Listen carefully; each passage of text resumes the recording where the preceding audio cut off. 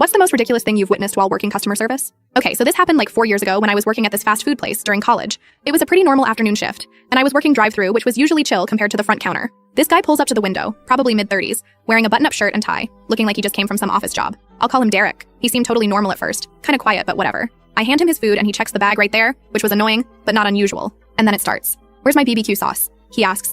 And I'm like, "Oh, sorry about that," and reach for some sauce packets. We kept them right by the window for this exact reason, but then he's like, "No, I ordered the spicy sauce, not BBQ." I apologize again and check his order on the screen. There's nothing about spicy sauce on his order, but whatever. Customers are always right or whatever that BS is. I tell him, "Sorry about that, let me grab you some spicy sauce," and turn to ask my coworker to grab some from the back because we were out at the window. This is when Derek changes? IDK how to explain it. But his face got all red and he started gripping his steering wheel super tight. "Are you kidding me right now?" he says, and his voice is getting louder. "I specifically asked for spicy sauce. It's the only reason I came here." I'm trying to stay calm and explain that we're getting his sauce, it'll just take a minute, but he cuts me off. "I don't have a minute. I have been waiting in this line for 15 minutes already, and now you're telling me you don't have my sauce ready?" The line had been like 3 cars max, but okay, dude. I apologize again, and my coworker is already heading to the back to grab the sauce. The cars behind him are starting to honk because he's been at my window for way too long at this point. That's when he completely loses it. He slams his hand on his dashboard and starts yelling about how this always happens and how nobody in this place knows how to do their job. And he's never coming back. Promises? Promises LOL. I'm just standing there like, because YF, it's just sauce? And then he does something I still can't believe. He throws his entire meal back through the window at me, like full force.